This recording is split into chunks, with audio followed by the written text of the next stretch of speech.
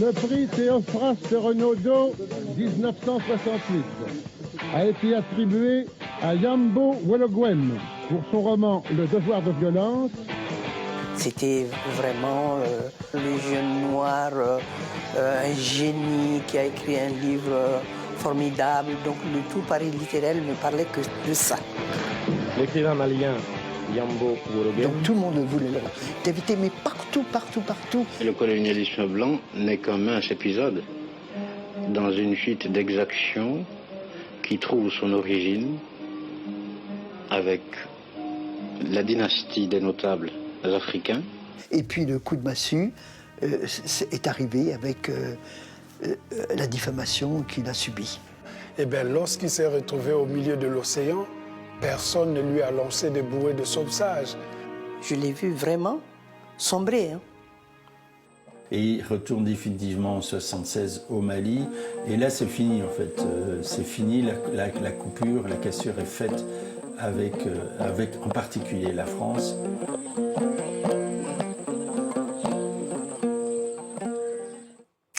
Yambo Wologwem, la blessure, c'est de la vie du romancier que s'est inspiré le Sénégalais Mohamed Mougassar pour écrire La plus secrète mémoire des hommes, qui a obtenu le Goncourt en 2021.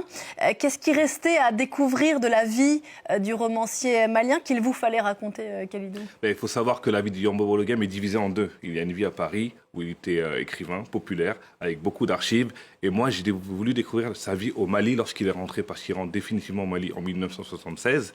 Et on n'a pas beaucoup d'informations de ce qu'est devenu Yambo Wologwem au Mali. Donc moi, je voulais savoir pourquoi il est rentré, est-ce que c'était voulu, qu'est-ce qu'il est devenu. Et il y avait beaucoup de rumeurs sur lui. Il est devenu fou, il est devenu extrémiste. Je suis parti voir sa famille. Et dans le documentaire, j'essaie d'expliquer la double personnalité de ce personnage vraiment remarquable. Pour comprendre pourquoi il est rentré au Mali précipitamment, il faut revenir un peu plus tôt dans l'histoire. Quand il obtient le prix Renaudot en 68, s'installe ici en France pour Le devoir de violence. Vous allez nous dire un mot de cet ouvrage, une espèce de Yambo mania, alors qu'en Afrique, son travail, ses propos, lui qui était un peu provoque, sont perçus comme une trahison.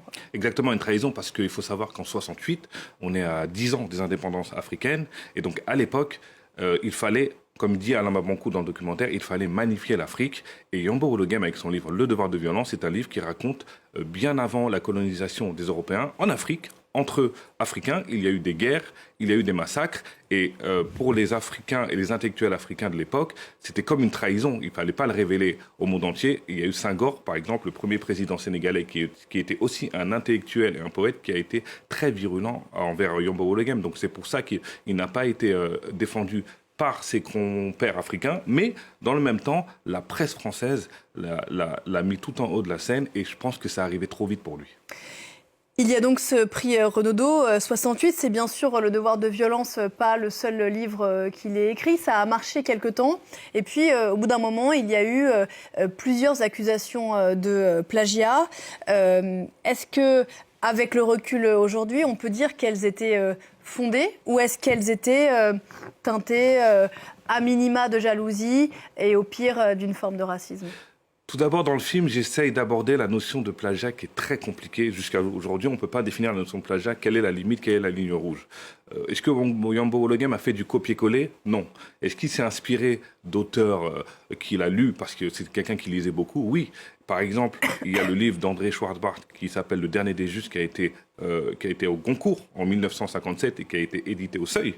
Schwartz-Bart voit des similitudes entre son livre et Yambo Wologwem, mais Schwartz-Bart dit « Yambo Wologwem ne m'a pas plagié, il m'a rendu hommage ». Et donc, on peut s'interroger sur la sévérité à l'époque envers Yambo Wologwem lorsque cette accusation est apparue, et certains témoins de l'époque n'excluent pas le racisme parce qu'ils disent que Yambo Wologwem était un Africain, et il y a eu des commentaires très désagréables de la presse qui disaient « De toute façon, une telle œuvre tellement bien écrite, ça aurait été surprenant qu'elle soit écrite par un Africain, un Noir. » Cette histoire de plagiat d'accusations de plagiat, ça va complètement l'anéantir.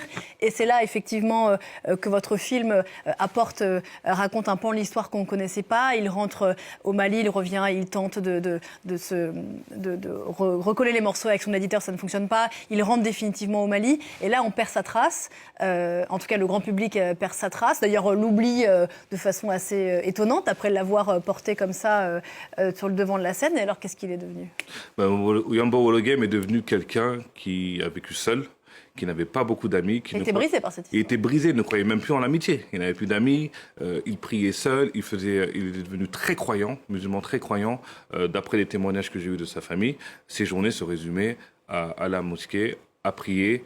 Il jeûnait tous les jours. Mais quand même, sa femme m'a dit que Yambo Wologem continuait à écrire, et en français. Et lorsqu'il écrivait, clin d'œil du destin, il mettait un costume. Donc c'est quelqu'un qui est brisé, mais c'est un écorché vif, c'est un grand gâchis, j'estime. Et ses écrits sont perdus ? Ses écrits, pour l'instant, il n'y a pas eu de traces de ses écrits. On aimerait bien les découvrir parce que j'imagine qu'il a écrit des choses formidables comme Le devoir de violence. En tout cas, c'est un destin qui est extraordinaire. Il y aura peut-être une suite. Alors, Khalid Houssi, premier film, c'est votre premier film et déjà sélectionné au FESPACO ? Oui, c'est mon premier film. Bravo. Merci beaucoup. Ça m'a pris 4 ans entre la France, le Mali, les États-Unis et le Canada. Donc je suis très content. C'est un travail collectif et j'espère qu'il sera vu par le maximum de monde en France et en Afrique.